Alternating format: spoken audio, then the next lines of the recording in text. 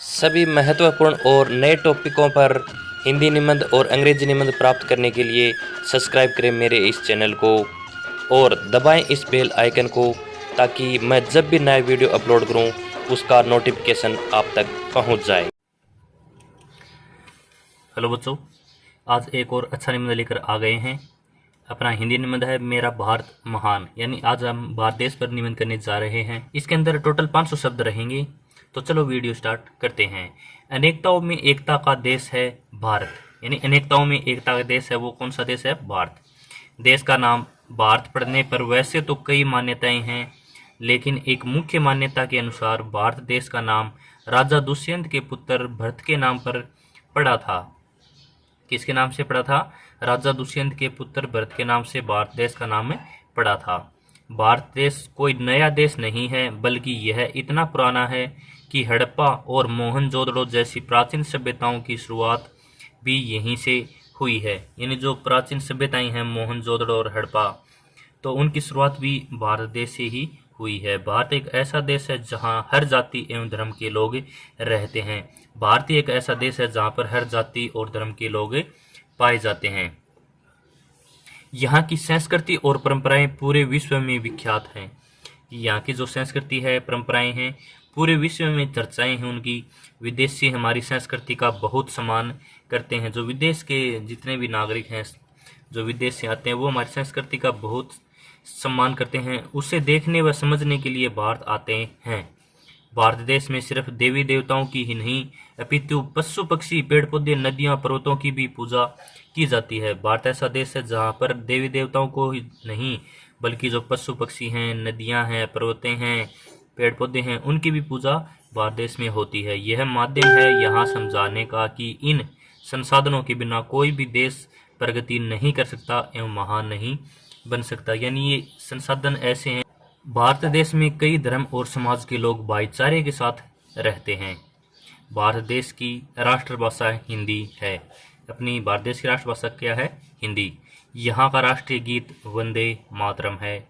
यहाँ का राष्ट्रीय पक्षी मोर और राष्ट्रीय पशु बाघ है। यदि आप विभिन्न मौसमों और भौगोलिक परिस्थितियों का आनंद उठाना चाहते हैं तो आपको विदेश की यात्रा से पहले अपने देश की यात्रा पर जरूर जाना चाहिए। यानी आप भौगोलिक परिस्थितियों यानी अलग अलग जगह, अलग अलग स्थानों का लुत्फ उठाना चाहते हैं, भ्रमण करना चाहते हैं, तो आपको विदेश जाने की ज़रूरत नहीं है। एक बार आप देश पर नज़र डालें और अपने देश की यात्रा पर जरूर जाएं। तो अब बातें करेंगे कि अपने देश में ऐसा क्या है। वे सब यहाँ उपस्थित हैं, चाहे वह पर्वतीय और बर्फीला स्थल हो, दक्षिण का सुंदरता मरुभूमि हो या घने जंगल हो, गंगा का मैदान हो या पठारी भाग हो, समुद्र हो या कल कल करती नदियाँ हो। क्या नहीं है यहाँ प्रकृति की कोई भी सौगात नहीं जो भारत देश में नहीं हो। यानी प्रकृति से प्राप्त ऐसी कोई भी सौगात नहीं है जो भारत देश के अंदर स्थित नहीं है। पूर्व समय में भारत को सोने की चिड़िया भी कहा जाता था, और वह इसलिए कि यह देश विभिन्न प्राकृतिक संसाधनों से भरपूर था। यही कारण कई अन्य देश के लोग आकर वस्तुएं बेचने के लिए ले जाते थे। यानी सोने की चिड़िया के कारण ही जो हमारा देश है गुलामी की जंजीरों में जकड़ा गया। कारण यही है कि भारत के अंदर इतनी धन संपदा थी कि विदेश से लोग आकर भारत से जो भी सारा धन है वो लूट कर ले गए। भारत भूमि में राम, कृष्ण, महावीर, बुद्ध जैसे कई महान पुरुषों को जन्म दिया है। यह वीर योद्धाओं का देश है जिनमें महाराणा प्रताप, छत्रपति शिवाजी, भगत सिंह, सुभाष चंद्र बोस, महात्मा गांधी, चाचा नेहरू, लाला लाजपत राय, लाल बहादुर शास्त्री और न जाने कितने वीर योद्धा शामिल हैं, जिन्होंने अपनी जान दांव पर रखकर देश को गुलामी से मुक्त कराया और इसकी रक्षा की। भारत देश अपने साहित्य के लिए भी उतना ही प्रसिद्ध है। यानी भारत देश की हम किसी भी क्षेत्र में चर्चा करें तो वो बहुत ही महान है, किसी से भी पीछे नहीं है। इस भूमि पर तुलसी, कबीर, रविंद्रनाथ टैगोर, प्रेमचंद और न जाने कितने साहित्यकारों एवं कवियों ने जन्म लेकर इसे महान बनाने में अपना योगदान दिया है।